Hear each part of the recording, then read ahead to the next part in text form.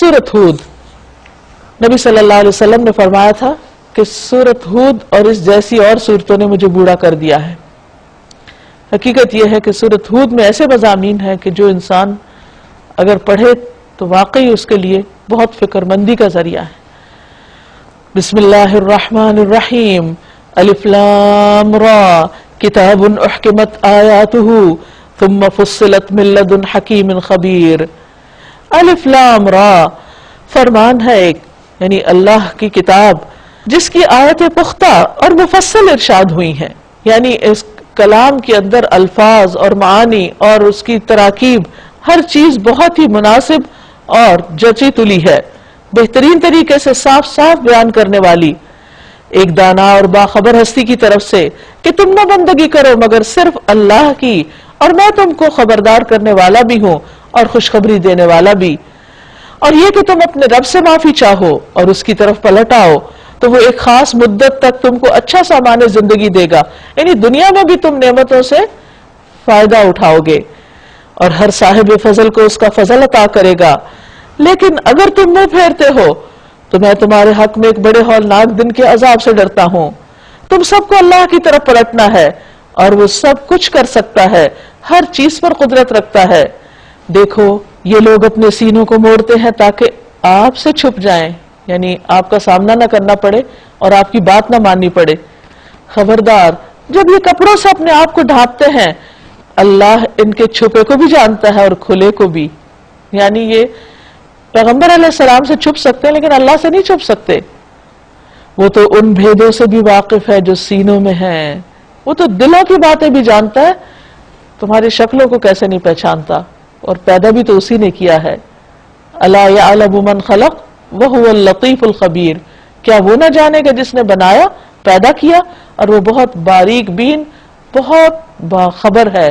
وآخر دعوانا ان الحمد للہ رب العالمین. یہاں پر پارہ مکمل ہو گیا، لیکن اگر آپ کے ذہن میں کوئی سوال ہو، کوئی بات ہو، کوئی چیز ایڈ کرنا چاہیں، کوئی اپنے خیالات کا اظہار کرنا چاہیں تو you are most welcome. I was constantly thinking of Allah telling us about ilm. We try and get the worldly knowledge, but what happens about the Quran?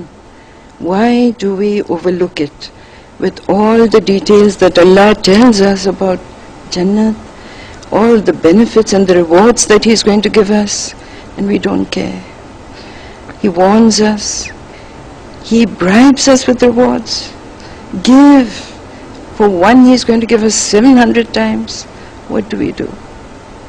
Allah guide us all. اس میں جو اللہ تعالیٰ فرما رہے ہیں کہ اگر اللہ تعالیٰ جو ہمیں تکلیف آتی ہے اس کو دور کوئی نہیں کر سکتا سوائے اللہ کے. یہ آیت اتنی اچھی ہے کہ بہت مجھے کلک کری کہ آج کل ہم یہی دیکھتے ہیں اگر کوئی مصیبت پریشانی آتی ہے تو لوگ اللہ کو چھوڑ کے دوسرے لوگوں کی طرف زیادہ تر بھاگتے ہیں. اگر اس ایک آیت پہ ہی ہم صرف غور کریں تو ہماری کتنی پریشانیاں دور ہو جائیں. اگر کوئی تکلیف آئے تو صرف ہم اللہ کے آگے ہاتھ پھیلائیں. یہ آیت مجھے بہت اچھی لگی اور اس پہ میں سورہ التوبہ کے بارے میں یہ کہنا چاہوں گی کہ جب ہم یہ لفظ التوبہ سنتے ہیں یا پڑھتے ہیں تو ہمارے ذہن میں ایک طرح سے ریپینٹنس یعنی توبہ کا تصور آنے لگتا ہے. تو اس صورت میں مختلف جگہوں پہ نا اللہ تعالیٰ کی اس صفت کو بہت زیادہ ابھارا گیا ہے. کہیں پہ غفور و رحیم کا ذکر آتا ہے، کہیں پہ تواب و رحیم کا ذکر آتا ہے، اور پھر اسی صورت کے اینڈ میں جو آپ صلی اللہ علیہ وسلم کی جو کوالٹی یہاں پہ بتائی گئی ہے وہاں پہ رؤوف الرحیم اس کا ذکر آتا ہے. تو چونکہ اللہ تعالیٰ کی کوالٹی ہے رحیم و کریم کہ وہ خود بھی درگزر سے کام لیتا ہے، اس لیے اس نے انسانوں کے لیے بھی پسند کیا ہے کہ ہم بھی دوسروں کی خطاؤں کو درگزر کرنا سیکھیں. اس سے آخرت کے اجر و ثواب کے علاوہ اس کا فائدہ یہ ہے کہ دنیا میں امن و سکون پھیلے گا. جہاں پہ ہمارا ضمیر ہم سے کہے کہ ہم سے کوئی غلط کام ہو گیا ہے، گناہ ہو گیا ہے، ہم نے کسی کو تکلیف دی ہے، تو وہاں پہ چاہیے ہمیں کہ بغیر کسی شک و شبے میں پڑے بغیر ہم اللہ تعالیٰ سے توبہ کریں. کہ سورہ توبہ کی آیہ نمبر 122 مجھے بہت اچھی لگی کہ اس میں بتایا گیا ہے کہ علم دین کو لوگوں تک پہنچائیں اور بطور امت مسلمہ ہمارا یہ فرض بنتا ہے کہ ہم لوگوں کو اللہ سے جوڑیں. جسے اللہ تعالیٰ نے آیت نمبر 61 سورہ یونس میں فرمایا ہے کہ کوئی ذرے برابر چیز زمین اور آسمان میں ایسی نہیں نہ چھوٹی نہ بڑی، جو تیرے رب کی نظر سے پوشیدہ ہو. یعنی کہ ہم جو کچھ بھی کرتے ہیں، اچھا عمل یا برا عمل، تو جب بھی کرتے ہیں تو ہمارے ذہن میں یہ تصور آتا ہے کہ برا کرتے ہیں تو کوئی دیکھ نہ لے. یعنی کہ انسان کا تصور آتا ہے کہ ہمیں کوئی برا کرتے ہوئے دیکھ نہ لے. لیکن جب ہم کچھ اچھا کرتے ہیں تو ریاکاری آ جاتی ہے کہ ہمیں لوگ دیکھیں.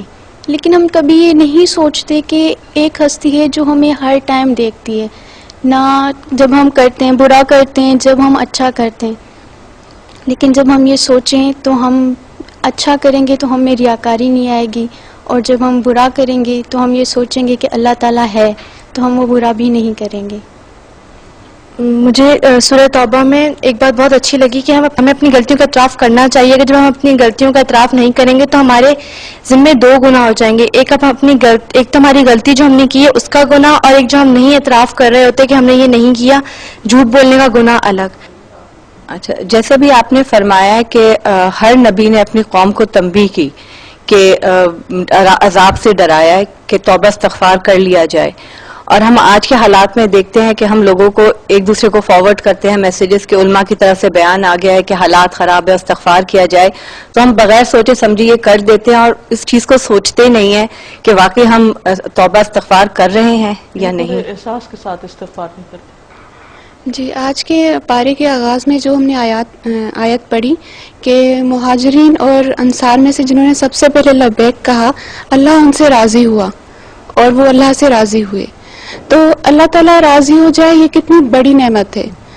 یہ تبھی ہوتا ہے جب ہم اللہ سے راضی ہو جائیں. جو کچھ ہمیں ملتا ہے، وہ کوئی آزمائش ہو، کوئی اچھا ہو ہمارے ساتھ یا کچھ برا ہو جائے، تو ایکسیپٹنس بندے کے اندر ہونی چاہیے جب یہ اللہ راضی ہوتا ہے. واللہ یدعو الی دار السلام، اور اللہ تمہیں دار السلام کی طرف دعوت دے رہا ہے. یہ آیت یونس کی 25 ہے آیت. اس میں اللہ تعالیٰ خود ہمیں دعوت دے رہے ہیں اور خود بتا رہے ہیں کہ کس طرح تمہیں مجھ تک پہنچنا ہے. ہمیں اللہ کو پہچاننے کے لیے دو چیزیں چاہیے، ایک اللہ کی محبت اور ایک اللہ کا خوف. یہ دو چیزیں جب ہوں گی انسان میں تو وہ ضرور کام صحیح کرے گا. ایک ڈر سے کام کرتا ہے انسان اور ایک محبت میں کام کرتا ہے. تو جب ہمیں محبت ہی نہیں ہوگی اور ڈر ہی نہیں ہوگا تو ہم کچھ بھی نہیں کر سکیں گے. تو بہتر یہ ہے کہ سب سے پہلے ہمیں کتاب پڑھنی چاہیے، اس کو سمجھنا چاہیے، پھر ہی ہمیں انسانیت اور سب چیزیں باتیں سمجھ میں آئیں گی. ناظرین، اس کے ساتھ ہی ہمارے آج کے پروگرام کا وقت ختم ہوتا ہے. اجازت چاہتے ہیں. السلام علیکم ورحمۃ اللہ وبرکاتہ.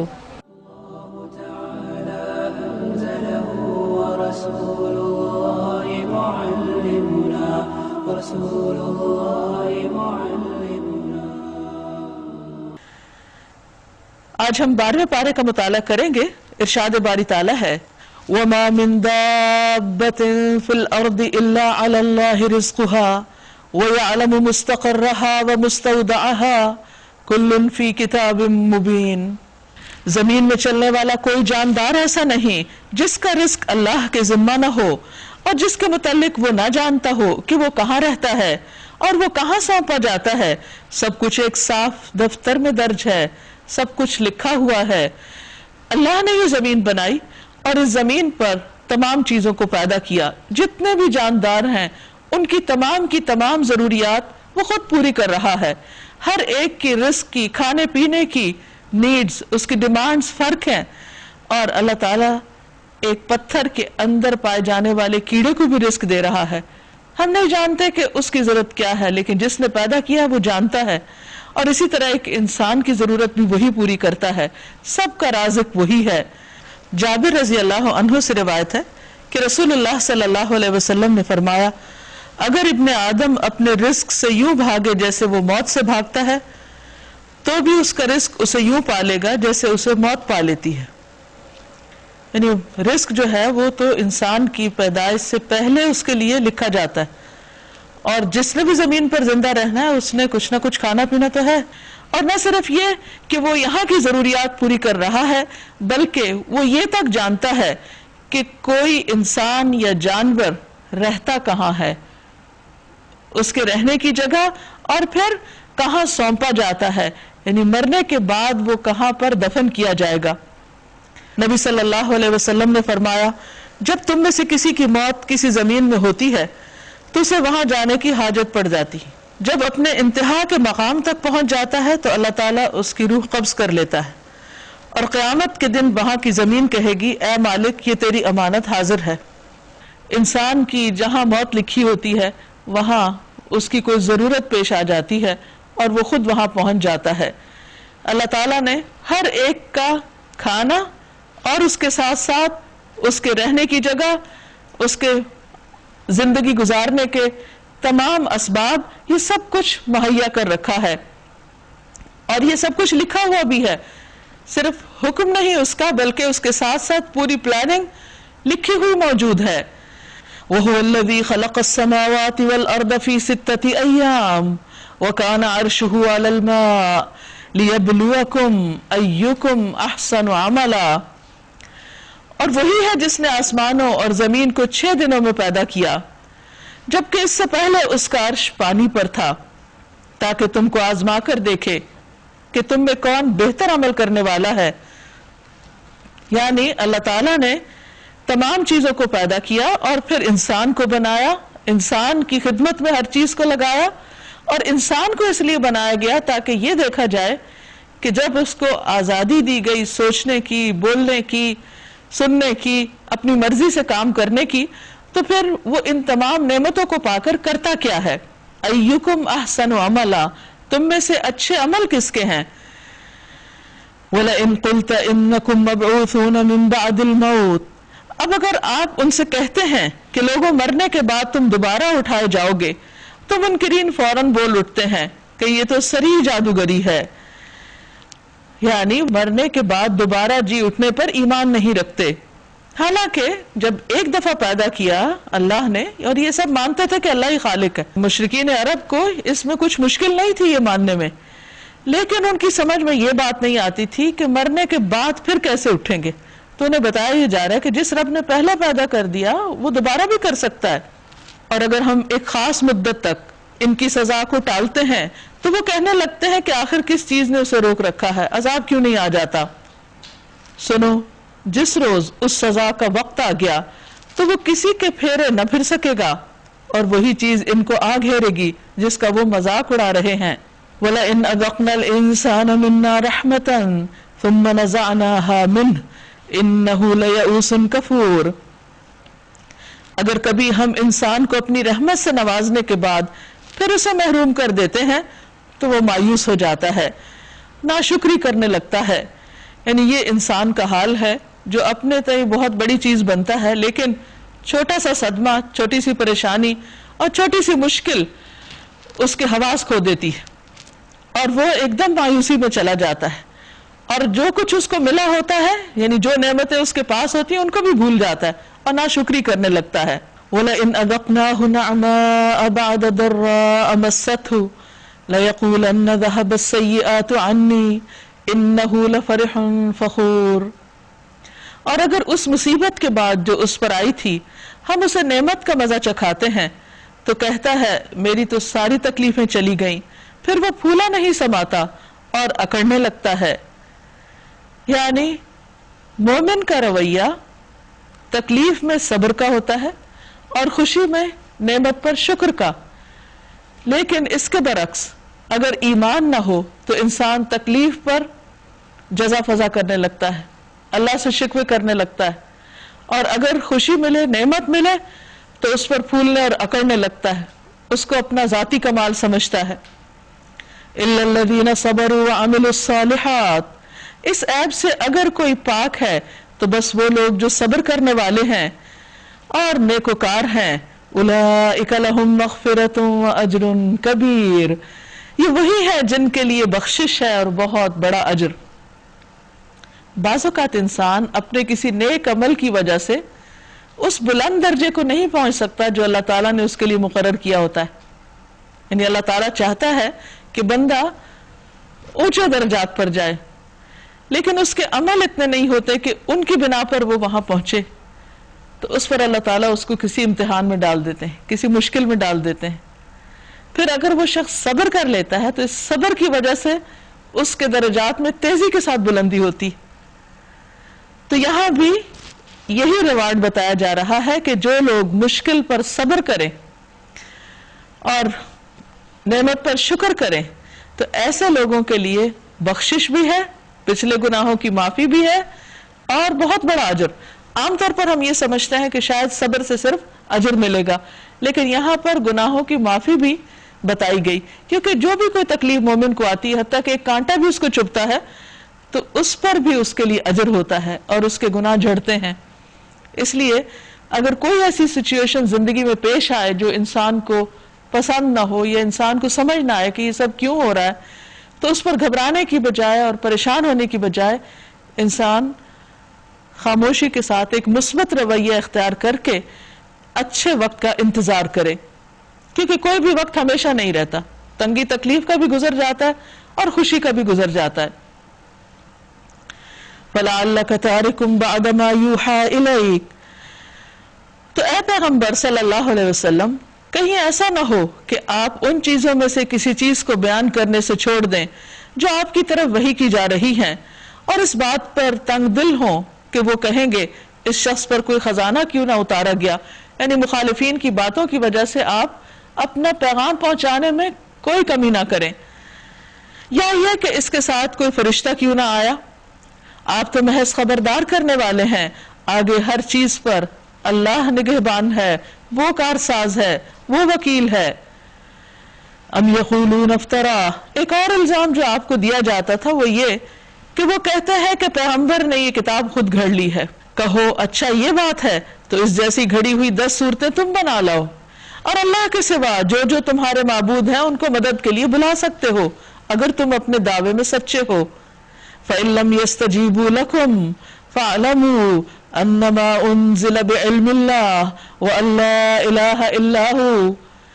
اب اگر وہ تمہارے معبود تمہاری مدد کو نہیں پہنچتے اور تم اس چیلنج کا جواب نہیں دے سکتے تو جان لو کہ یہ کتاب اللہ کے علم کے ساتھ نازل ہوئی ہے, یہ کسی انسان کی لکھی ہوئی نہیں, اور یہ کہ اللہ کے سوا کوئی حقیقی معبود نہیں.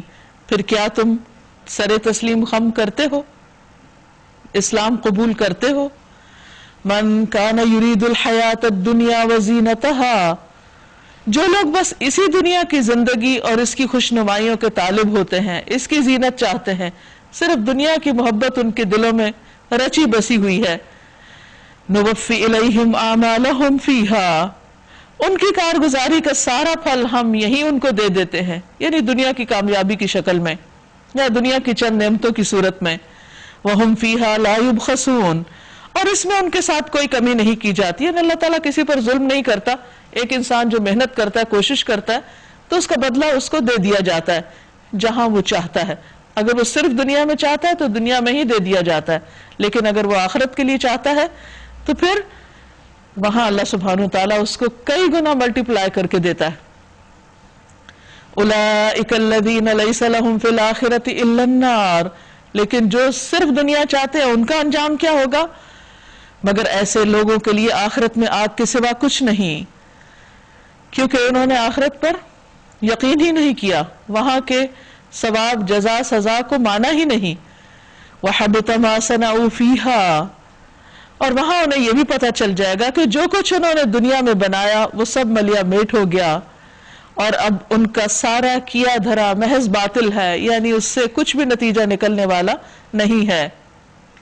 پھر بھلا وہ شخص جو اپنے رب کی طرف سے ایک صاف شہادت رکھتا ہے, ایک دلیل رکھتا ہے, اس کے بعد ایک گواہ بھی پروردگار کی طرف سے اس کی تائید میں آ گیا ہے, یعنی قرآن, اور پہلے موسیٰ علیہ السلام کی کتاب رہنما اور رحمت کے طور پر آئی ہوئی بھی موجود ہے, تو کیا وہ بھی انکار کر سکتا ہے؟ ایسے لوگ تو اس پر ایمان ہی لائیں گے. اور انسانی گروہوں میں سے جو کوئی اس کا انکار کرے, یعنی اس پیغمبر کا, اس کتاب کا, تو اس کے لیے جس جگہ کا وعدہ ہے وہ دوزخ ہے. پس اے پیغمبر صلی اللہ علیہ وسلم, آپ اس چیز کی طرف سے کسی شک میں نہ پڑیں, یہ حق ہے, تمہارے رب کی طرف سے ہے, مگر اکثر لوگ مانتے نہیں. کیونکہ قرآن پاک ہی وہ کتاب ہے جو انسانوں کو واضح طور پر بتاتی ہے کہ کیا چیز حقیقت ہے, کیا حق ہے اور کیا باطل ہے، کیا صحیح ہے اور کیا غلط ہے۔ اور اس شخص سے بڑھ کر ظالم اور کون ہوگا جو اللہ پر جھوٹ گھڑے۔ ایسے لوگ اپنے رب کے حضور پیش ہوں گے اور گواہ شہادت دیں گے کہ یہ ہیں وہ لوگ جنہوں نے اپنے رب پر جھوٹ گھڑا تھا، یعنی اللہ کے ساتھ اوروں کو شریک ٹھہرایا تھا۔ سنو خدا کی لعنت ان ظالموں پر، ان ظالموں پر جو خدا کے راستے سے لوگوں کو روکتے ہیں اور اس کے راستے کو ٹیڑھا کرنا چاہتے ہیں اور آخرت کا انکار کرتے ہیں۔ وہ زمین میں اللہ کو بے بس کرنے والے نہ تھے اور نہ اللہ کے مقابلے میں کوئی ان کا حامی تھا۔ انہیں اب دوہرا عذاب دیا جائے گا، وہ نہ کسی کی سن ہی سکتے تھے اور نہ خود ہی انہیں کچھ سوچتا تھا۔ یہ وہ لوگ ہیں جنہوں نے اپنے آپ کو خود گھاٹے میں ڈالا اور وہ سب کچھ ان سے کھو گیا جو انہوں نے گھڑ رکھا تھا۔ یعنی دنیا میں جو بھی ان کی تعویلیں تھیں اور جو نظریات تھے اور جو خیالات تھے اور جو ان کی امیدیں، وہ سب ختم ہو گئیں۔ اب اس کے سوا کوئی چارہ نہیں کہ وہی آخرت میں سب سے بڑھ کر گھاٹے میں رہے وہ لوگ جو ایمان لائے اور جنہوں نے نیک عمل کیے اور اپنے رب ہی کے ہو کر رہے، تو یقیناً وہ جنتی لوگ ہیں، وہ جنت میں ہمیشہ رہیں گے۔ ان دو فریقوں کی مثال ایسی ہے جیسے ایک آدمی تو ہو اندھا بہرا اور دوسرا ہو دیکھنے سننے والا۔ کیا یہ دونوں برابر ہو سکتے ہیں؟ نہیں، نہ دونوں کا حال برابر، نہ دونوں کے اعمال برابر۔ کیا تم اس مثال سے کوئی سبق نہیں لیتے؟ تو یہاں دیکھنے والا کون ہے جو حق دیکھ سکے، اور اندھا کون ہے جو حق کو نہ دیکھ سکے، اس کو نہ پہچان سکے، جو کہ پوری کائنات میں اللہ سبحانہ وتعالیٰ کی نشانیوں کی شکل میں بکھرا ہوا ہے۔ اور ایسے ہی حالات تھے جب ہم نے نوح علیہ السلام کو اس کی قوم کی طرف بھیجا تو انہوں نے جا کر کیا کہا؟ انی لکم نذیر مبین، کہ میں تمہارے لیے کھلم کھلا خبردار کرنے والا ہوں۔ اللہ تعبدوا الا اللہ، تم اللہ کے سوا کسی کی عبادت نہ کرو، کیونکہ مجھے اندیشہ ہے کہ تم پر ایک روز دردناک عذاب آئے گا، یعنی اگر تم نے بات نہ مانی تو بہت مشکل ہو جائے گی۔ جواب میں اس کی قوم کے سردار جنہوں نے اس کی بات ماننے سے انکار کیا بولے، ہماری نظر میں تو تم اس کے سوا کچھ نہیں کہ بس ہمارے جیسے ایک انسان، یعنی یہ بات ان کے قبول حق میں رکاوٹ بن گئی۔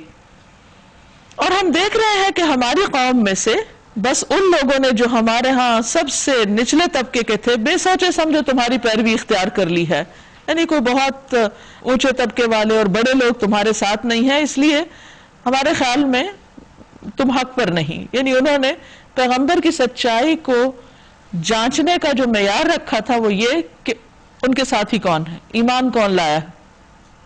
اور ہم کوئی بھی چیز ایسی نہیں پاتے جس میں تم لوگ ہم سے کچھ بڑے ہوئے ہو، بلکہ ہم تو تمہیں جھوٹا سمجھتے ہیں، پوری طرح جھٹلا دیا۔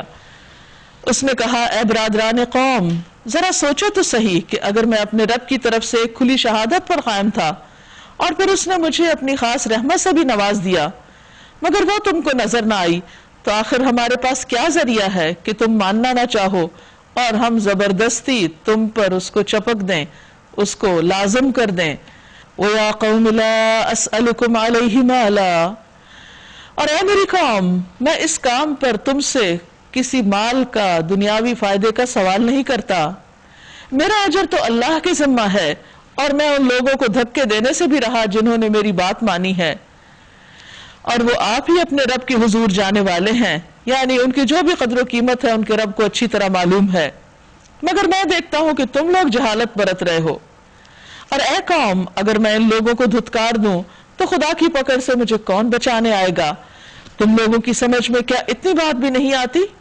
اور میں تم سے نہیں کہتا کہ میرے پاس اللہ کے خزانے ہیں، نہ میں یہ کہتا ہوں کہ میں غیب کا علم رکھتا ہوں، نہ میرا یہ دعویٰ ہے کہ میں فرشتہ ہوں، اور یہ بھی میں نہیں کہہ سکتا کہ جن لوگوں کو تمہاری آنکھیں حقیر دیکھتی ہیں، حقارت سے دیکھتی ہیں، انہیں اللہ نے کوئی بھلائی نہیں دی، ان کے نفس کا حال اللہ ہی بہتر جانتا ہے، اگر میں ایسا کہوں تو ظالم ہوں گا۔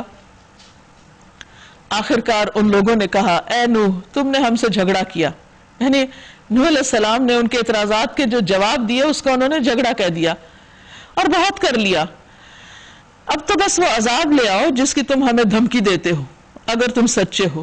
نوح علیہ السلام نے جواب دیا، وہ تو اللہ ہی لائے گا اگر چاہے گا، اور تم اتنا بلبوتا نہیں رکھتے کہ اسے روک سکو، یعنی جس دن عذاب آ گیا پھر تم اسے روک نہ سکو گے۔ اب اگر میں تمہاری کچھ خیر خواہی کرنا بھی چاہوں تو میری خیر خواہی تمہیں کوئی فائدہ نہیں دے سکتی جبکہ اللہ ہی نے تمہیں بھٹکانے کا ارادہ کر لیا ہو. یعنی تمہاری ہٹ دھرمی اور یہ شر پسندی اور بے وجہ کے جھگڑے اور بحثیں، یہ ساری چیزیں تمہارے حق کے قبول کرنے کے راستے میں رکاوٹ بن گئی ہیں. اس بنا پر اللہ تعالیٰ اب تمہیں ہدایت بھی نہیں دینا چاہتا. وہی تمہارا رب ہے اور اسی کی طرف تمہیں پلٹنا ہے. اے محمد صلی اللہ علیہ وسلم، کیا یہ لوگ کہتے ہیں کہ اس شخص نے یہ سب کچھ خود گھڑ لیا ہے؟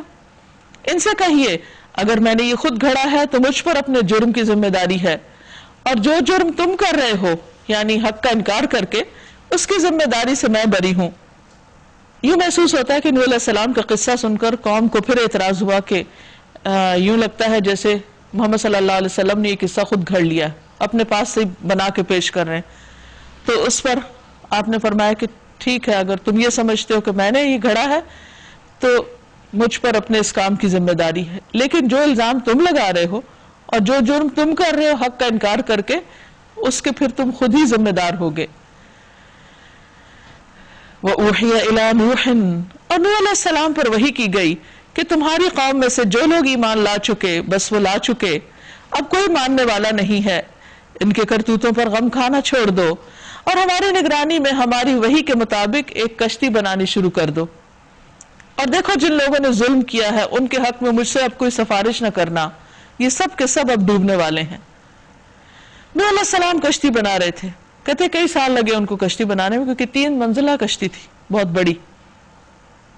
اور اس کی قوم کے سرداروں میں سے جو کوئی ان کے پاس سے گزرتا وہ اس کا مذاق اڑاتا. انہوں نے کہا اگر تم ہم پر ہنستے ہو تو ہم بھی تم پر ہنستے ہیں. ان قریب تمہیں خود معلوم ہو جائے گا، ان قریب تمہیں خود معلوم ہو جائے گا کہ کس پر وہ عذاب آتا ہے جو اسے رسوا کر دے گا، اور کس پر وہ بلا ٹوٹ پڑتی ہے جو ٹالے نہ ٹلے گی. یہاں تک کہ جب ہمارا حکم آ گیا اور وہ تنور ابل پڑا تو ہم نے کہا ہر قسم کے جانوروں کا ایک ایک جوڑا کشتی میں رکھ لو، اپنے گھر والوں کو بھی سوار کر لو سوائے ان لوگوں کے جن کی نشاندہی پہلے کی جا چکی ہے، یعنی ان کی بیوی اور بیٹا. سب کو اس میں سوار کر لو، یعنی باقی جو ایمان والے ہیں، اور ان لوگوں کو بھی بٹھا لو جو ایمان لائے ہیں. اور تھوڑے ہی لوگ تھے جو نوح علیہ السلام کے ساتھ ایمان لائے تھے، حالانکہ انہوں نے اپنی قوم کو 950 سال تبلیغ کی تھی، آلموسٹ ملینیم. لیکن اس کے باوجود 80 سے کچھ اوپر لوگ تھے، 80 سے زائد جو ایمان لائے تھے اتنے سالوں کی محنت کے بعد. تو ان کی کہانی سنا کر دراصل نبی صلی اللہ علیہ وسلم کو تسلی دی جا رہی ہے کہ اللہ کے اس بندے کا صبر دیکھیے کہ کتنی تکلیف انہوں نے اللہ کے راستے میں اٹھائی. اب کیا ہوا؟ وَقَالَ ارْكَبُوا فِيهَا بِسْمِ اللَّهِ مَجْرِيهَا وَمُرْسَاهَا إِنَّ رَبِّي لَغَفُورٌ رَحِيمٌ. نوح علیہ السلام نے کہا سوار ہو جاؤ اس میں، یعنی کشتی میں، اللہ ہی کے نام سے ہے اس کا چلنا بھی اور اس کا ٹھہرنا بھی، میرا رب بڑا غفور رحیم ہے. کشتی ان لوگوں کو لیے چلے جا رہی تھی اور ایک ایک موج پہاڑ کی طرح اٹھ رہی تھی. نوح علیہ السلام کا بیٹا دور فاصلے پر تھا. نوح علیہ السلام نے پکارا بیٹا ہمارے ساتھ سوار ہو جاؤ، کافروں کے ساتھ مت رہو. اس نے پلٹ کر جواب دیا میں ابھی ایک پہاڑ پر چڑھا جاتا ہوں جو مجھے پانی سے بچا لے گا. نوح علیہ السلام نے کہا آج کوئی چیز اللہ کے حکم سے بچانے والی نہیں سوائے اس کے کہ اللہ ہی کسی پر رحم فرمائے. کہیں اور کوئی ملجا و ماوا نہیں، کوئی پناہ گاہ نہیں. اب یہ باتیں چلی رہی تھی کہ اتنے میں ایک موج دونوں کے بیچ میں حائل ہو گئی اور وہ بھی ڈوبنے والوں میں شامل ہو گیا. کون تھا وہ؟ پیغمبر کا بیٹا، جس نے اپنے باپ کی بات نہیں مانی اور وہ پیغمبر ہوتے ہوئے بیٹے کو نہیں بچا سکے، کیونکہ اللہ کا فیصلہ بے لاگ ہے. اس کے ہاں قدر و قیمت اگر ہے تو ایمان کی، ورنہ کسی نیک سے نیک والدین کا بچہ بھی اگر ایمان پر نہ ہو، ہدایت پر نہ ہو، تو والدین اس کے لیے کچھ بھی نہیں کر سکتے. جیسے دنیاوی معاملات میں مثلا ماں باپ اگر پی ایچ ڈیز بھی ہوں اور بچہ ان پڑھ ہو تو وہ اپنا علم اس کو گھول کے نہیں پلا سکتے. اسی طرح آخرت کے معاملے میں بھی اگر بچہ سیدھی راہ پر نہیں تو والدین کا سیدھی راہ پر ہونا اس کو فائدہ نہیں دے گا. ہر شخص اپنے عمل کا خود ذمہ دار ہے.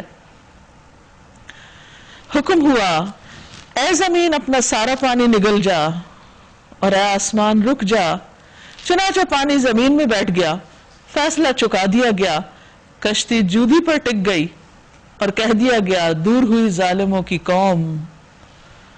اور یوں اس قوم کو ختم کر کے ایلیمینیٹ کر کے رکھ دیا گیا. نوح علیہ السلام نے اپنے رب کو پکارا, کہا اے رب میرا بیٹا میرے گھر والوں میں سے ہے اور تیرا وعدہ سچا ہے اور تو سب حاکموں سے بڑا اور بہتر حاکم ہے. جواب میں ارشاد ہوا اے نوح وہ تیرے گھر والوں میں سے نہیں, وہ تو ایک بگڑا ہوا کام ہے.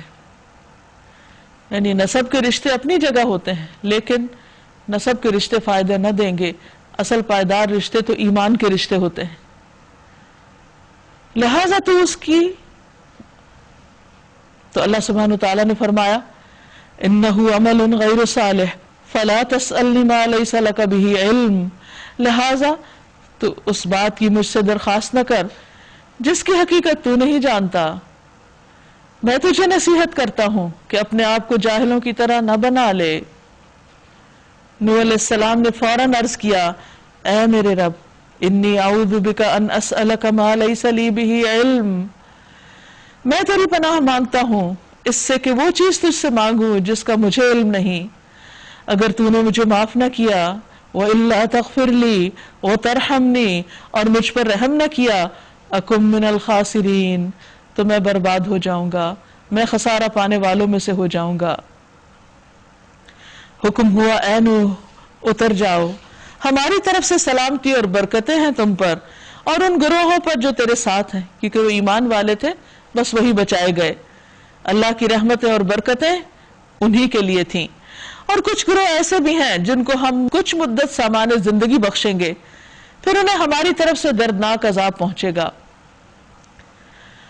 تلک من انباء الغیب نوحیہا الیک یہ غیب کی خبریں ہیں جو ہم آپ کی طرف وحی کر رہے ہیں. اس سے پہلے نہ آپ ان کو جانتے تھے نہ آپ کی قوم. بس صبر کیجئے, انجام کار متقیوں کے حق میں ہی اچھا ہے. وَإِلَىٰ عَادٍ أَخَاهُمْ هُودًا قَالَ يَا قَوْمِ اعْبُدُوا اللَّهَ مَا لَكُم مِّنْ إِلَٰهٍ غَيْرُهُ إِنْ أَنتُمْ إِلَّا مُفْتَرُونَ. اور عاد کی طرف ہم نے ان کے بھائی ہود کو بھیجا علیہ السلام. اس نے کہا اے میری قوم کے لوگو اللہ کی عبادت کرو, تمہارا کوئی الہ اس کے سوا نہیں, تم نے محض جھوٹ گھڑ رکھے ہیں. یعنی یہ جو نام تم نے مقرر کر لیے ہیں کچھ ہستیوں کے کہ وہ تمہاری حاجتیں سنتے ہیں اور مشکلیں آسان کرتے ہیں, یہ صرف نام ہے, ان کی کچھ حقیقت نہیں. اے میری قوم اس کام پر میں تم سے کوئی اجر نہیں چاہتا, میرا اجر تو اس کے ذمہ ہے جس نے مجھے پیدا کیا. کیا تم عقل سے ذرا کام نہیں لیتے؟ اور اے میری قوم کے لوگو اپنے رب سے معافی چاہو اور پھر اس کی طرف پلٹو, وہ تم پر آسمان کے دہانے کھول دے گا اور تمہاری موجودہ قوت پر مزید قوت کا اضافہ کرے گا. زبیر بن عوام رضی اللہ عنہ سے روایت ہے رسول اللہ صلی اللہ علیہ وسلم نے فرمایا جو آدمی یہ بات پسند کرتا ہے کہ اس کا نامہ اعمال اسے خوش کر دے تو اسے چاہیے کہ وہ کثرت سے استغفار کرے. مجرموں کی طرح منہ نہ پھیرو. تو اس سے یہ پتہ چلتا ہے کہ اگر کوئی قوم غلطی کرنے کے بعد توبہ کر لیتی, استغفار کر لیتی ہے تو اللہ تعالیٰ اس کو معاف کر دیتا ہے اور اس پر نعمتیں عام کر دیتا ہے. کسی بھی مشکل سے نکلنے کا بہترین راستہ, بہترین ذریعہ استغفار ہے. انسان پر جو مشکل آتی ہے اس کے اپنے گناہوں کی وجہ سے آتی ہے. تو اگر انسان کسی مشکل میں ہو تو اس کو چاہیے کہ وہ کثرت سے استغفار پڑھے. نہ صرف یہ کہ دنیا میں بلکہ آخرت میں بھی جب انسان اپنا نامہ اعمال دیکھے گا تو استغفار کی کثرت کی وجہ سے خوش ہو جائے گا. انہوں نے جواب دیا اے ہود تو ہمارے پاس کوئی صریح شہادت لے کر نہیں آیا, یعنی کوئی ایسی کھلی علامت, کوئی ڈگری, کوئی دلیل نہیں تمہارے پاس کہ جس سے ہمیں پتہ چلے کہ واقعی آپ کو اللہ نے پیغمبر بنا کے بھیجا ہے. اور تیرے کہنے سے ہم اپنے معبودوں کو نہیں چھوڑ سکتے اور تجھ پر ہم ایمان لانے والے نہیں. صاف انکار کر دیا انہوں نے. ہم تو یہ سمجھتے ہیں کہ تیرے اوپر ہمارے معبودوں میں سے کسی کی مار پڑ گئی, یعنی کسی دیوی دیوتا نے تمہاری گستاخی کی وجہ سے تمہارے ساتھ یہ سلوک کیا ہے, یہ تم پر یہ اثر کر دیا ہے کہ آج تم ایسی باتیں کہہ رہے ہو. نعوذ باللہ ان کے نزدیک بہکی ہوئی باتیں تھی.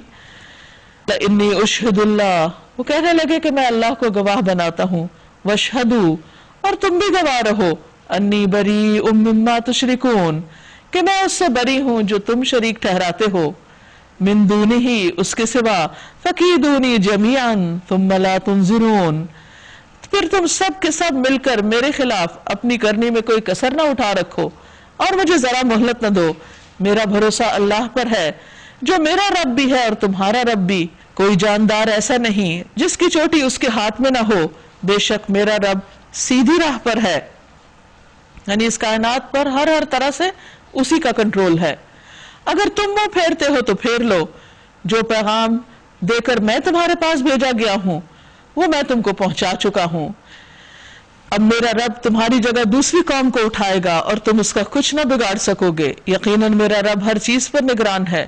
لیکن قوم نے ان کی باتوں کو سنجیدگی سے سنا ہی نہیں، وہ ان کو آنے والے عذاب کے بارے میں بتا رہے ہیں، وارن کر رہے ہیں کہ اگر تم اپنی اس روش سے باز نہ آئے تو تمہارا یہ انجام ہوگا، لیکن انہوں نے ان باتوں کو بالکل مذاق میں اڑا دیا اور توجہ نہ کی۔ پھر کیا ہوا؟ آخر وہی ہوا جس کے بارے میں ہود علیہ السلام نے ان کو آگاہ کیا تھا۔ پھر جب ہمارا حکم آ گیا تو ہم نے اپنی رحمت سے ہود کو علیہ السلام اور ان لوگوں کو جو ان کے ساتھ ایمان لائے تھے نجات دے دی اور ایک سخت عذاب سے انہیں بچا لیا۔ یہ ہے عاد، اپنے رب کی آیات سے انہوں نے انکار کیا، اس کے رسولوں کی بات نہ مانی، حالانکہ رسول تو ایک گئے تھے لیکن رسولوں کا ذکر اس لیے کہ جو ایک رسول کا انکار کرتا ہے گویا وہ سب کا کرتا ہے، اور ہر جبار دشمن حق کی پیروی کی، آخر کار اس دنیا میں بھی ان پر پھٹکار پڑی اور قیامت کے روز بھی۔ سنو، عاد نے اپنے رب سے کفر کیا، سنو، دور پھینک دیے گئے عاد، ہود علیہ السلام کی قوم کے لوگ۔ اس کے بعد ایک اور قوم آئی، وَإِلَىٰ ثَمُودَ أَخَاهُمْ صَالِحًا، اور سمود کی طرف ہم نے ان کے بھائی صالح علیہ السلام کو بھیجا، ان کا بھی وہی پیغام تھا جو نوح اور ہود علیہ السلام کا تھا۔ قَالَ يَا قَوْمِ اعْبُدُوا اللَّهَ، بولے اے میری قوم اللہ کی عبادت کرو، مَا لَكُم مِّنْ إِلَٰهٍ غَيْرُهُ، تمہارے لیے اس کے سوا کوئی الہ نہیں، وہی ہے جس نے تم کو زمین سے پیدا کیا اور یہاں تم کو بسایا، لہٰذا تم اس سے معافی چاہو۔ یہ بھی اپنی قوم کو استغفار کی تلقین کرتے ہیں، اور اس کی طرف پلٹ آؤ، یقیناً میرا رب قریب ہے اور وہ دعاؤں کا جواب دینے والا ہے۔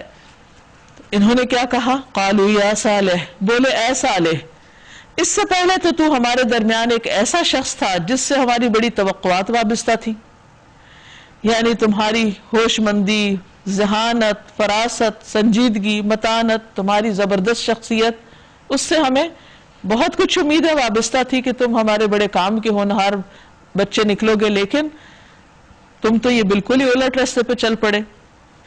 کیا تو ہمیں ان معبودوں کی پرستش سے روکنا چاہتا ہے جن کی پرستش ہمارے باپ دادا کرتے تھے؟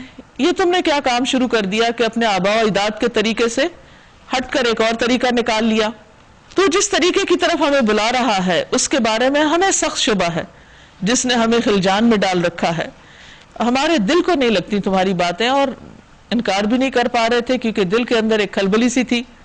صالح علیہ السلام نے کہا، اے میری قوم، تم نے کچھ اس بات پر بھی غور کیا ہے کہ اگر میں اپنے رب کی طرف سے ایک صاف شہادت رکھتا تھا اور پھر اس نے اپنی رحمت سے بھی مجھ کو نواز دیا، یعنی نبوت بھی عطا کی، تو اس کے بعد اللہ کی پکڑ سے مجھے کون بچائے گا اگر میں اس کی نافرمانی کروں؟ تم میرے کس کام آ سکتے ہو سوائے اس کے کہ مجھے اور زیادہ خسارے میں ڈال دو۔ اور اے میری قوم کے لوگوں، دیکھو یہ اللہ کی اونٹنی تمہارے لیے ایک نشانی ہے، اسے خدا کی زمین میں چرنے کے لیے آزاد چھوڑ دو، کیونکہ انہوں نے خود ہی نشانی مانگی تھی تو ان کے جواب میں، ان کی بات کے جواب میں ملی تھی ان کو یہ نشانی۔ اس سے ذرا تعرض نہ کرنا، اس کو تکلیف نہ دینا، ورنہ کچھ زیادہ دیر نہ گزرے گی کہ تم پر خدا کا عذاب آ جائے گا۔ انہوں نے بھی وارن کر دیا اپنی قوم کو، لیکن انہوں نے اس کو سیریسلی نہیں لیا، ایز یوزول جس طرح باقی پیغمبروں کی قوموں نے پیغمبروں کی بات کو سنجیدگی سے نہیں لیا، مگر انہوں نے اونٹنی کو مار ڈالا۔ اس پر صالح علیہ السلام نے ان کو خبردار کیا کہ بس اب 3 دن اپنے گھروں میں اور رہ بس لو، یہ ایسی میعاد ہے جو جھوٹی ثابت نہ ہوگی، مگر اس پر بھی ان کو کچھ ہوش نہ آئی۔ آخرکار جب ہمارے فیصلے کا وقت آ گیا تو ہم نے اپنی رحمت سے صالح علیہ السلام کو اور ان لوگوں کو جو اس کے ساتھ ایمان لائے تھے بچا لیا، اور اس دن کی رسوائی سے ان کو محفوظ رکھا، یعنی دنیا میں بھی ان کو محفوظ رکھا اور آخرت کے لیے بھی ان کو عزت دی. بے شک تیرا رب ہی دراصل طاقتور اور بالادست ہے. العزیز. رہے وہ لوگ جنہوں نے ظلم کیا تھا تو ایک سخت دھماکے نے ان کو دھر لیا اور وہ اپنی بستیوں میں اس طرح بے حس و حرکت پڑے کے پڑے رہ گئے کہ گویا وہ کبھی وہاں بسے ہی نہ تھے. سنو سمود نے اپنے رب سے کفر کیا، دور پھینک دیے گئے سمود. الا بعدا لثمود. وَلَقَدْ جَاءَتْ رُسُلُنَا إِبْرَاهِيمَ بِالْبُشْرَى قَالُوا سَلَامًا قَالَ سَلَامٌ فَمَا لَبِثَ أَنْ جَاءَ بِعِجْلٍ حَنِيذٍ. اور دیکھو ابراہیم علیہ السلام کے پاس ہمارے فرشتے خوشخبری لیے ہوئے پہنچے. کہا تم پر سلام ہو، بیٹی کی خوشخبری لے کر آئے تھے. ابراہیم علیہ السلام نے جواب دیا تم پر بھی سلام ہو. پھر کچھ دیر نہ گزری کہ ابراہیم علیہ السلام ایک بھنا ہوا بچڑا لے آئے، مگر دیکھا کہ ان کے ہاتھ کھانے پر نہیں بڑھتے کیونکہ فرشتے تھے. تو وہ ان سے شک میں پڑ گئے اور دل میں ان سے خوف محسوس ہوا کیونکہ دشمن دعوت قبول نہیں کرتے. انہوں نے کہا ڈرو نہیں، ہم تو لوط علیہ السلام کی قوم کی طرف بھیجے گئے ہیں، یعنی ان پر عذاب لے کر آئے ہیں. ابراہیم علیہ السلام کی بیوی بھی کھڑی ہوئی تھی، وہ یہ سن کر ہنس دیں. پھر ہم نے ان کو اسحاق کی اور اسحاق علیہ السلام کے بعد یعقوب علیہ السلام کی خوشخبری دی. اس وقت تک حضرت ہاجرہ کے ہاں اسماعیل علیہ السلام کی پیدائش ہو چکی تھی، تو حضرت سارہ بہت غمگین رہتی تھی کہ ان کے بچہ نہیں. ایج بھی ان کی 90 ایئرز کی ہو چکی تھی اور کوئی امید بھی نہیں تھی اب. لیکن اللہ سبحانہ وتعالیٰ جو چاہے کر سکتا ہے. تو اللہ تعالیٰ نے دو مشن کے لیے فرشتوں کو بھیجا ایک ہی راؤنڈ پر. پہلے وہ ابراہیم علیہ السلام کے پاس آئے، خوشخبری دی، اور پھر لوط علیہ السلام کی طرف گئے اور ان کی قوم کو عذاب سے دوچار کیا. تب یہاں پر انہوں نے براہ راست حضرت سارہ کو خوشخبری دی. وہ بولی ہائے میری کم بختی، یعنی یہ خوشی کے ایک طرح سے ایکسائٹمنٹ کے الفاظ ہیں. کیا اب میرے ہاں اولاد ہوگی جبکہ میں بوڑھی ہو چکی ہوں اور یہ میرے میاں بھی بوڑھے ہو چکے ہیں. کہتے ہیں اس وقت ابراہیم علیہ السلام کی عمر 100 سال تھی. ان ھذا لشیء عجیب، یہ تو بڑی ہی عجیب بات ہے. قالوا اتعجبین من امر اللہ رحمت اللہ وبرکاتہ علیکم اہل البیت. فرشتے نے کہا اللہ کے حکم پر تعجب کرتی ہو، اللہ کے فیصلے پر یقین نہیں. ابراہیم کے گھر والوں، تم لوگوں پر تو اللہ کی رحمت اور اس کی برکتیں ہیں. چونکہ وہ بہت سے امتحانوں میں کامیاب ہو چکے تھے، ہمیشہ اپنے رب کی طرف رجوع کرنے والے تھے، تو اللہ تعالیٰ نے ان کو دنیا میں بھی انعام دیا. اور یقیناً اللہ نہایت قابل تعریف اور بڑی شان والا ہے، وہ جو چاہے کر سکتا ہے. پھر جب ابراہیم علیہ السلام کی گھبراہٹ دور ہو گئی اور اولاد کی بشارت سے ان کا دل خوش ہو گیا، تو انہوں نے قوم لوط کے معاملے میں ہم سے جھگڑا شروع کر دیا کہ اللہ اس قوم کو اب آپ تباہ کریں گے. ہم پریشان ہو گئے اس بات سے اور اللہ سے فریادیں کرنے لگے کہ اب یہ ان کو اور مہلت دی جائے. حقیقت میں ابراہیم بڑے حلیم اور نرم دل آدمی تھے. ان ابراہیم لحلیم اواہ منیب، اور ہر حال میں اللہ کی طرف رجوع کرنے والے تھے. یعنی خوشی ہو، غمی ہو، اپنا معاملہ ہو، کسی کا معاملہ ہو، ہر حال میں اللہ کی طرف پلٹتے. اور یہ ایک بہت خوبصورت بات ہے کہ انسان ہر حال میں اپنے رب کو یاد کرے.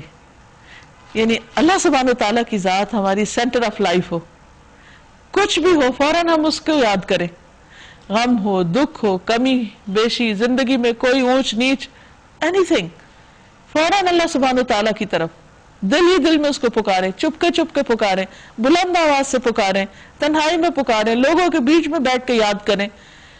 تو یہ صفت ابراہیم علیہ السلام کی تھی کہ ایک طرف وہ انسانوں کے لیے بہت درد مند تھے، ان کے غم میں آہیں بھرتے تھے، اور دوسری طرف اللہ سبحانہ وتعالیٰ سے ان کا تعلق بہت مضبوط تھا، ہر ضرورت میں اللہ ہی کی طرف رجوع کرتے. تو ہمارے لیے ایک بہترین مثال ہے، بہترین اسوہ حسنہ ہے کہ ہم بھی اپنے رب کے ساتھ ایسا ہی مضبوط تعلق رکھیں. تو ابراہیم علیہ السلام کو اللہ تعالیٰ نے فرمایا یا ابراہیم اعرض عن ھذا، اے ابراہیم اس سے اعراض برتو، اس معاملے کو چھوڑ دو. انہ قد جاء امر ربک، بے شک بات یہ ہے کہ تیرے رب کا فیصلہ آ چکا ہے، اور اب ان لوگوں پر وہ عذاب آ کر رہے گا جو کسی کے پھیرے نہیں پھر سکتا، اب ان کی مہلت پوری ہو چکی۔ اور جب ہمارے فرشتے لوط علیہ السلام کے پاس پہنچے، یعنی یہاں سے پھر نکل کر وہ لوط علیہ السلام کے پاس چلے گئے، تو وہ ان کی آمد سے بہت گھبرائے، دل تنگ ہوئے، کہنے لگے آج بڑی مصیبت کا دن ہے۔ کیونکہ ہوا یہ کہ مہمانوں کا آنا ہی تھا کہ اس کی قوم کے لوگ بے اختیار ان کے گھر کی طرف دوڑ پڑے کہ ان سے اپنی شہوانی خواہشات پوری کریں۔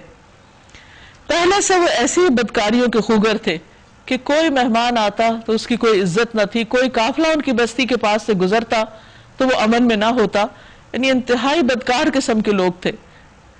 لوط علیہ السلام نے ان سے کہا یا قومی، اے میری قوم، اے بھائیو، یہ میری بیٹیاں موجود ہیں، یہ تمہارے لیے پاکیزہ تر ہیں، یعنی ان سے نکاح کر لو، ان سے اپنی ضرورت پوری کرو، کچھ خدا کا خوف کرو اور میرے مہمانوں کے معاملے میں مجھے ذلیل نہ کرو۔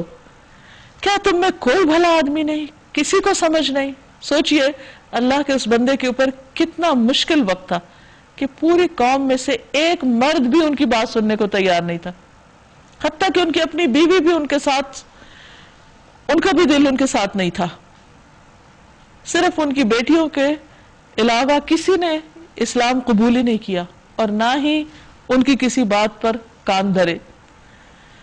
انہوں نے جواب دیا تجھے تو معلوم ہی ہے کہ تیری بیٹیوں میں ہمارا کوئی حصہ نہیں، یعنی ہمیں کوئی دلچسپی نہیں، اور تم جانتے ہو کہ ہم کیا چاہتے ہیں، یعنی ہم چاہتے ہیں ان مردوں کے ساتھ اپنی خواہش پوری کریں۔ لوط علیہ السلام نے کہا کاش میرے پاس اتنی طاقت ہوتی کہ میں تمہیں سیدھا کر دیتا، یا کوئی مضبوط سہارا ہی ہوتا، نہیں میرا کوئی مددگار ہوتا، کوئی بھائی ہوتا، کوئی ساتھی ہوتا، کوئی گروپ ہوتا میرے ساتھ کہ میں تمہارے ساتھ نبٹتا اور اس کی پناہ لیتا۔ تب فرشتوں نے اس سے کہا اے لوط علیہ السلام، ہم تیرے رب کے بھیجے ہوئے فرشتے ہیں، یعنی پہلے انہوں نے ظاہر نہیں کیا کہ وہ کون ہے، کیونکہ ایک امتحان تھا، آزمائش تھی لوط علیہ السلام کے لیے بھی اور قوم کے لیے بھی۔ تو کہنے لگے یہ لوگ تیرا کچھ بگاڑ نہ سکیں گے، آپ فکر نہیں کریں، بس تو کچھ رات رہے اپنے اہل و عیال کو لے کر نکل جا، اور دیکھو تم میں سے کوئی شخص پیچھے پلٹ کر نہ دیکھے، مگر تیری بیوی ساتھ نہیں جائے گی، کیونکہ اس پر بھی وہی کچھ گزرنے والا ہے جو ان لوگوں پر گزرنا ہے۔ ان کی تباہی کے لیے صبح کا وقت مقرر ہے۔ صبح ہوتے اب دیری کتنی ہے، بس تھوڑا سا وقت ہے۔ اس سے پتہ چلتا ہے کہ ایک ایک لمحے کا انتظار تھا کہ جو وقت لکھا ہوا تھا اسی پر ہی مشکل آئے گی، ورنہ تو یہ کہ جس وقت وہ انتہائی بدتمیزی کر رہے تھے اور جس وقت لوط علیہ السلام پریشان ہو رہے تھے وہ اسی وقت ان کو تباہ کر ڈالتے، لیکن پھر بھی انہیں اس وقت تک مہلت دی گئی جب تک وہ مقرر وقت آ نہ گیا۔ پھر جب ہمارے فیصلے کا وقت آ پہنچا تو ہم نے اس بستی کو تلپٹ کر دیا، نیچے سے اٹھا کر اوپر سے الٹا پھینکا اور اس پر پکی ہوئی مٹی کے پتھر تابڑ توڑ برسائے، مسلسل ایک برسات کی طرح، جن میں سے ہر پتھر تیرے رب کے ہاں نشان زدہ تھا کہ کس کو کون سی بلٹ جا کے لگے گی، اور ظالموں سے یہ سزا کچھ دور نہیں۔ اور مدین والوں کی طرف ہم نے ان کے بھائی شعیب کو بھیجا علیہ السلام، سیم میسج۔ انہوں نے جا کر کیا کہا کہ اے میری قوم اللہ کی بندگی کرو، یا قوم اعبدوا اللہ ما لکم من الہ غیرہ، تمہارے لیے اس کے سوا کوئی الہ نہیں۔ تو اس سے یہ پتہ چلتا ہے کہ تمام پیغمبروں کا ایک ہی دین تھا، دین اسلام، سب توحید پر تھے، سب کا ایک ہی میسج تھا، نمبر 1 اللہ کی عبادت کرو، نمبر 2 اس کے علاوہ کسی کو اس کا شریک نہیں بناؤ، اور ناپ تول میں کمی نہ کیا کرو۔ آج میں تم کو اچھے حال میں دیکھ رہا ہوں، مگر مجھے ڈر ہے کہ کل تم پر ایسا دن آئے گا جس کا عذاب سب کو گھیر لے گا۔ اور اے برادران قوم، ٹھیک ٹھیک انصاف کے ساتھ پورا ناپو اور تولو، اور لوگوں کو ان کی چیزوں میں گھاٹا نہ دیا کرو، اور زمین میں فساد نہ پھیلاتے پھرو۔ اللہ کی دی ہوئی بچت تمہارے لیے بہتر ہے اگر تم مومن ہو، اور بہرحال میں تمہارے اوپر کوئی نگران کار نہیں ہوں، یعنی میں تمہیں سمجھا تو سکتا ہوں لیکن تمہارا ذمہ دار نہیں ہوں، اس سینس میں کہ میں تمہیں روک دوں جس برائی کا تم ارتکاب کر رہے ہو اس سے میں تمہیں جبرن روک دوں، یہ میں نہیں کر سکتا۔ انہوں نے جواب دیا اے شعیب، کیا تیری نماز تجھے یہ سکھاتی؟ یعنی نماز کا طعنہ دیا، اور یہ ہر دور میں ہوتا ہے کہ جو لوگ نماز پڑھتے ہیں اگر ان سے کوئی بات ایسی ہو جو لوگوں کو پسند نہ آئے، چاہے وہ صحیح ہے یا نہیں، تو فوراً نماز کو بدنام کرتے. کیا تیری نماز تجھے یہ سکھاتی ہے کہ ہم ان سارے معبودوں کو چھوڑ دیں جن کی پرستش ہمارے باپ دادا کرتے تھے؟ یعنی دلیل کے جواب میں وہ ہمیشہ باپ دادا کی مثال لاتے. یا یہ کہ ہم کو اپنے مال میں اپنے منشا کے مطابق تصرف کرنے کا اختیار نہ ہو، بس تم ہی ایک بردبار سمجھدار انسان رہ گئے ہو. قال یا قوم ارأیتم، کہا بھائیو اے میری قوم کے لوگو، تم خود ہی سوچو، اگر میں اپنے رب کی طرف سے ایک کھلی شہادت پر تھا، ایک دلیل تھی میرے پاس، اور پھر اس نے اپنے ہاتھ سے مجھے اچھا رزق عطا کیا، یعنی علم دیا، نبوت عطا کی، تو اس کے بعد میں تمہاری گمراہیوں اور حرام خوریوں میں تمہارا شریک کیسے ہو سکتا ہوں؟ اور میں ہرگز یہ نہیں چاہتا کہ جن باتوں سے میں تم کو روکتا ہوں ان کا خود ارتکاب کروں. یعنی ایک بہت اہم اصول دیا گیا ہے کہ انسان نمبر 1 امر بالمعروف اور نہی عن المنکر کرے، نمبر 2 یہ کہ جن کو وہ کسی خاص نیکی کا حکم دے رہا ہے وہ خود بھی کرے، اور اگر کسی برائی سے روک رہا ہے تو خود اس کے ارتکاب سے بچے. میں تو اصلاح کرنا چاہتا ہوں جہاں تک بھی میرا بس چلے، اور یہ جو کچھ میں کرنا چاہتا ہوں اس کا سارا انحصار اللہ کی توفیق پر ہے. اسی پر میں نے بھروسہ کیا اور ہر معاملے میں میں اسی کی طرف رجوع کرتا ہوں. اور اے برادران قوم، میرے خلاف تمہاری ہٹ دھرمی کہیں یہ نوبت نہ پہنچا دے کہ آخرکار تم پر بھی وہی عذاب آ جائے جو نوح علیہ السلام، یا ہود علیہ السلام یا صالح علیہ السلام کی قوم پر آیا تھا. اور لوط علیہ السلام کی قوم تو تم سے کچھ زیادہ دور بھی نہیں ہے، یعنی کچھ عرصہ پہلے ہی ان کے اوپر یہ عذاب آیا تھا. اور ویسے بھی یعنی کہ فاصلے کے اعتبار سے بھی، مکان کے اعتبار سے بھی وہ قریب کے علاقے میں تھے. وَاسْتَغْفِرُوا رَبَّكُمْ، یہاں یہ بھی اپنے قوم کو استغفار کا حکم دیتے ہیں. اور دیکھو اپنے رب سے معافی مانگ لو. ثُمَّ تُوبُوا إِلَيْهِ، پھر اسی کی طرف پلٹ آؤ، یعنی اس کی اطاعت کرو.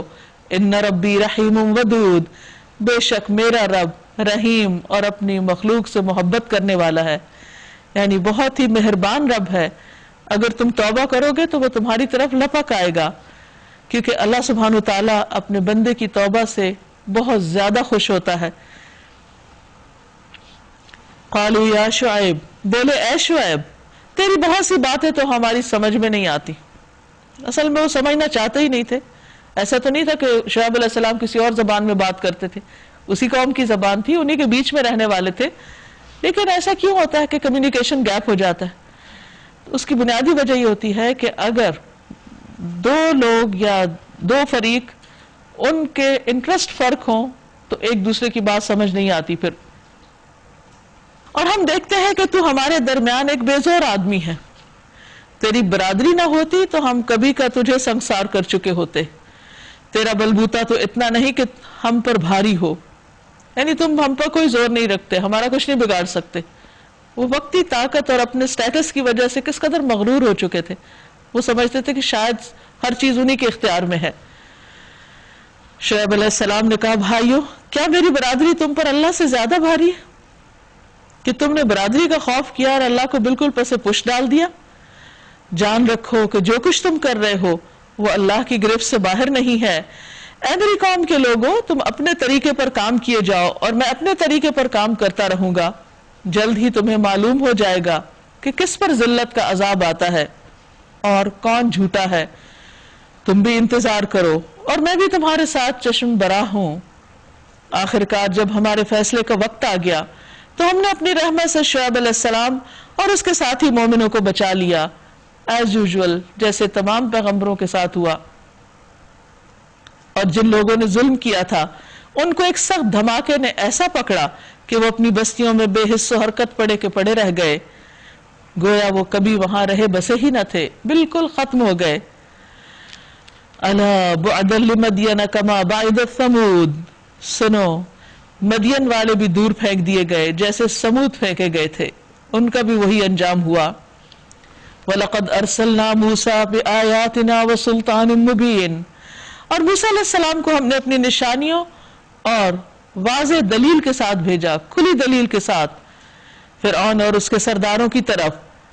تو ان سب نے فرعون کی بات مانی اور فرعون کی بات، فرعون کے حکم کی پیروی کوئی درست بات نہ تھی.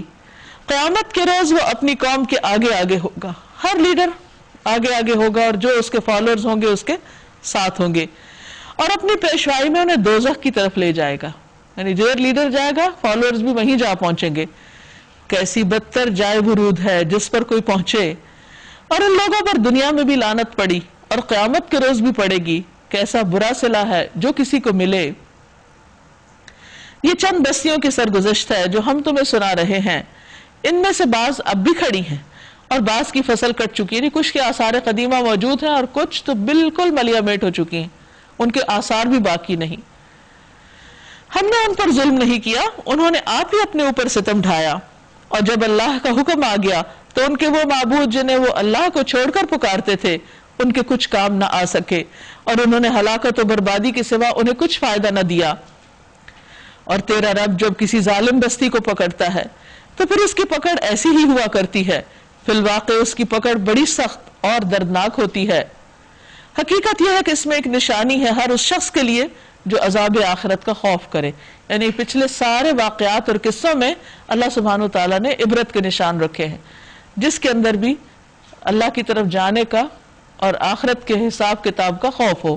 وہی ان کو غور سے پڑھے گا, دیکھے گا اور ان کے اسباب معلوم کرے گا کہ دنیا میں آخر یہ قومیں کیوں تباہ ہو گئیں, کیوں ان کا خاتمہ ہو گیا.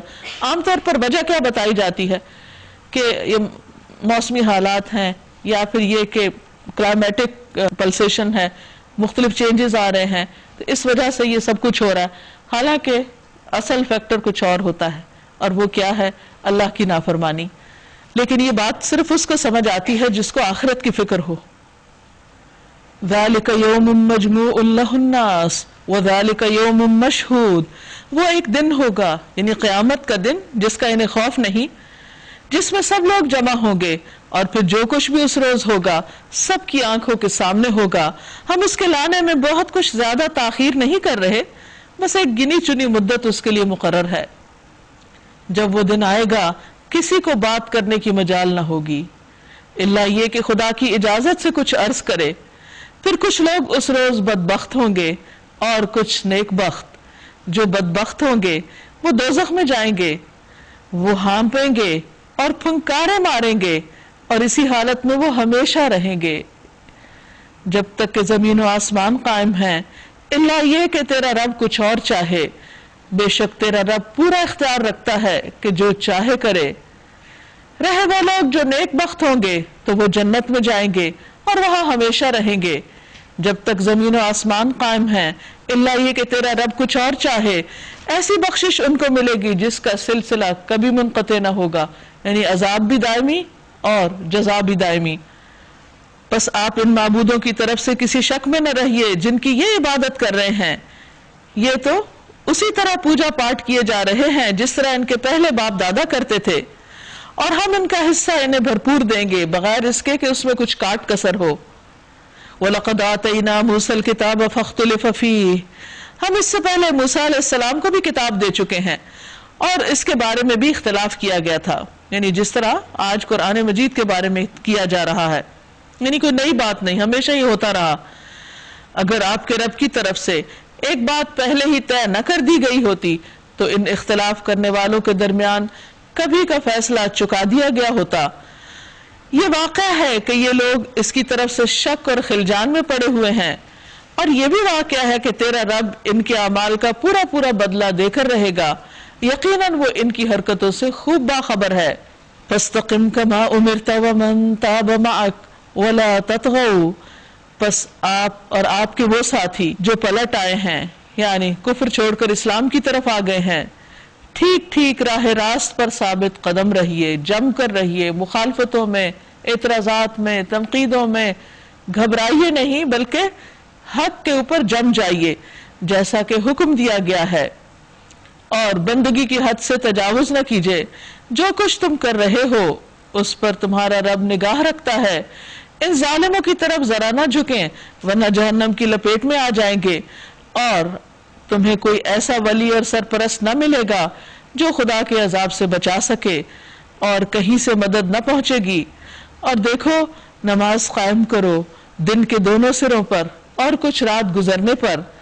इन्नल हसनात युज़हिबन सय्यिआत, दर हकीकत नेकियां बुराइयों को दूर कर देती हैं। ज़ालिका ज़िक्रा लिज़्ज़ाकिरीन, ये एक याद दहानी है उन लोगों के लिए जो खुदा को याद करने वाले हैं। यानी अल्लाह को याद करने वाले भी इंसान होते हैं, भूल चूक होती है, गलती हो जाती है, तो उस सूरत में नमाज ऐसी भूल चूक का कफारा होती है। वस्बिर, और सब्र कीजिए, फ़इन्नल्लाह ला युज़ीउ अज्रल मुहसिनीन, बस बेशक अल्लाह मुहसिनीन का अजर ज़ाया नहीं करता। फिर क्यों ना उन कौमों में से जो तुमसे पहले गुजर चुकी हैं ऐसे अहले खैर मौजूद रहे जो लोगों को जमीन में फसाद बर्पा करने से रोकते।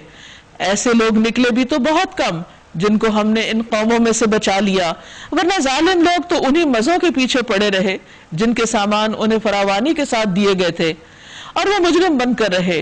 तेरा रब ऐसा नहीं कि बस्तियों को नाहक तबाह कर दे, हालांकि उनके बाशिंदे इस्लाह करने वाले हों।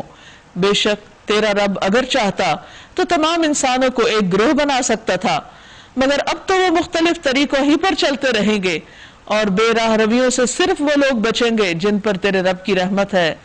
इसी के लिए तो उसने उन्हें पैदा किया, और तेरे रब की वो बात पूरी हो गई जो उसने कही थी कि मैं जहन्नम को जिन्न इंस से भर दूंगा, सबसे, यानी जो भटके हुए होंगे, गुमराह होंगे।